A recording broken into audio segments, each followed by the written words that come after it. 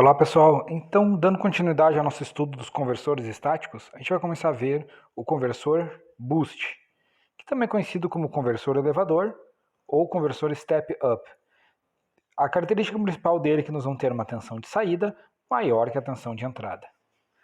A topologia básica de um boost a gente pode ver aqui, então nós temos a nossa fonte de entrada, uma indutância, uma chave ativa, um diodo e um capacitor na saída. Esse R representa a nossa carga, ele não faz parte da topologia, pode ser que a nossa carga não seja puramente resistiva, mas aqui a gente vai fazer com uma carga puramente resistiva para simplificar as equações.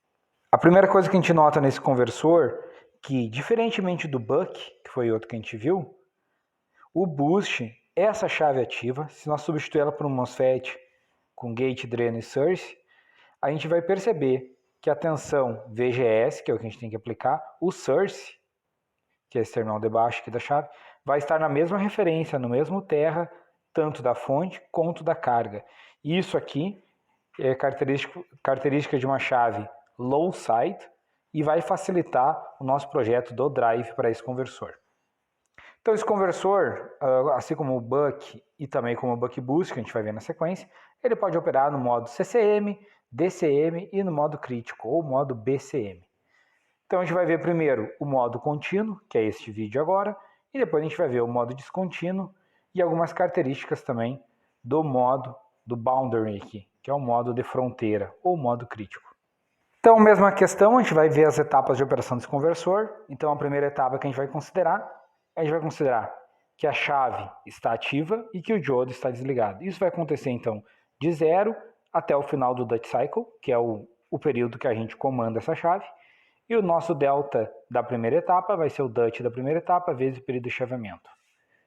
Então, o que acontece? A nossa chave S está fechada e nosso diodo aberto. Então, a fonte circula uma corrente que passa pelo indutor e vem pela chave. Então, aqui nós temos uma malha entre fonte e indutor. Então, a tensão no indutor vai ser Vin menos 0, porque a chave está fechada. Isso aqui vai ser o nosso L de IDT. Então, nessa etapa, acontece a carga do nosso indutor. Por outro lado, o diodo está aberto, então, nessa etapa também, o capacitor vai descarregar para manter a tensão na carga. Então, dessa maneira, nós temos que a tensão no indutor é VI menos 0, ou VI, isso aqui vai ser igual a L de IDT. A corrente no indutor, IL, ela é igual à corrente na fonte, IIN, e ela também é a mesma corrente na chave IS. A tensão no capacitor é a tensão de saída, porque eles estão em paralelo, e a gente pode aproximar isso pelo seu valor médio, VO. A corrente no capacitor, como o capacitor está descarregando, então é menos IO, ou seja, a gente pode aproximar isso por menos VO por R, porque a nossa carga é resistiva. A tensão no diodo, neste ponto aqui nós temos a chave fechada, então aqui nós temos 0, então aqui a gente tem 0, então é 0, e neste ponto nós temos o VO. Então é 0 menos VO, a gente pode aproximar isso pelo seu valor médio, que é menos VO. Como o diodo está aberto, a sua corrente é nula, então ele não conduz corrente. A tensão na chave é nula porque ela está fechada.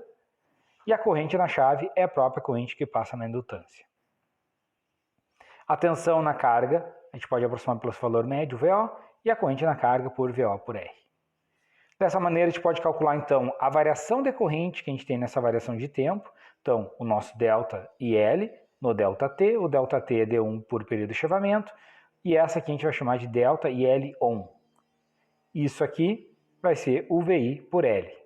Isso aqui vem dessa equação onde L de IDT é igual a VL. Então a gente tem aqui que a variação de corrente quando a chave está on, ou seja, a variação de corrente na primeira etapa vai ser VI dividido por L vezes Dutch Cycle vezes o período de chaveamento. Na nossa segunda etapa, a chave é desligada, então a S fica off, e naturalmente nosso diodo fica on. Então isso aqui vai acontecer do final do Dutch Cycle vezes período de chaveamento até o final do ciclo. E o nosso delta de tempo na segunda etapa vai ser o 100% menos o nosso Dutch Cycle. Então se o nosso Dutch Cycle é 20%, isso aqui é 80%, vezes o período de chaveamento. Então o que acontece? Chave aberta, diodo fechado. O que acontece agora? Esse indutor que estava carregado lá na primeira etapa, agora aqui o VO vai ser VI mais VL. Por isso que a tensão na saída aumenta. Então a tensão VL vai ser VI, neste ponto VO, então VI menos VO, isso aqui é L dI dt. Então a corrente L é a mesma corrente da fonte, que é a mesma corrente do diodo, e neste nó aqui a gente vai ver que ela é IC mais IO. A tensão no diodo é nula, porque ele está conduzindo, então ele é um curto-circuito, e a corrente no diodo é a própria corrente do indutor. A tensão no capacitor é o VO, porque eles estão paralelos, e a gente pode aproximar isso pelo seu valor médio VO. A corrente no capacitor, ela vai ser a do diodo menos a da saída, então do diodo menos o valor médio VO por R. Só que a do diodo é a mesma do IL, tá? Então IL é igual a ID. É mais fácil a gente fazer aqui por IL.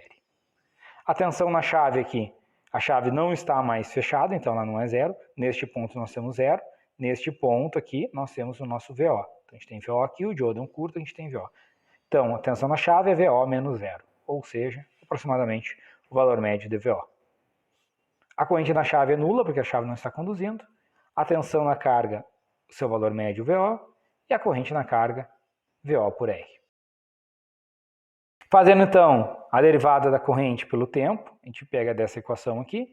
Então a gente tem que o nosso delta IL quando a chave está off, ou delta IL da segunda etapa, dividido pelo delta de tempo, que nesse caso é 1 menos DUT vezes período de chavamento, vai ser igual a VI menos VO por L. Então VI menos VO dividido por L. Isolando isso aqui, a gente tem que o nosso delta IL off depende de VI, VO, 1 menos DUT, período de chavamento por L. Então essas aqui são as duas etapas. Como ele está operando no CCM, não tem a terceira etapa. As formas de onda desse conversor, então. Na primeira etapa, VL é VI. E na segunda etapa, é VI menos VO. Se a gente olhar a corrente, então, na primeira etapa há uma carga, partindo do valor mínimo até o seu valor máximo. E na segunda etapa há uma descarga, onde a gente parte do valor máximo e vai até o valor mínimo. Como esse cara está operando em CCM, nós sabemos que o nosso IL mínimo tem que ser maior que zero para garantir o nosso modo CCM. Então, atenção no capacitor, na primeira etapa o capacitor está mantendo a carga, então ele descarrega, na segunda etapa ele carrega. E isso vai ter um valor médio, VO, e nós temos então um delta VC. A corrente no capacitor, então na primeira etapa é a descarga lá sobre a carga, então é menos VO por R, é constante.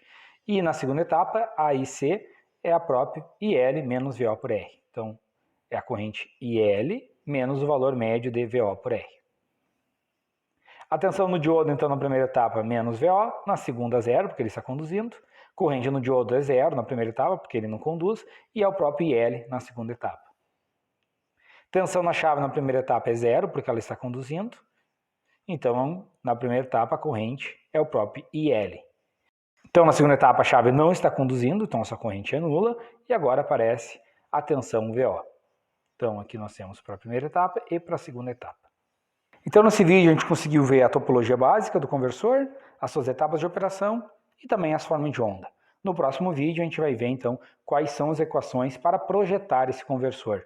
E depois a gente vai fazer um terceiro vídeo com a simulação do conversor boost operando no modo CCM.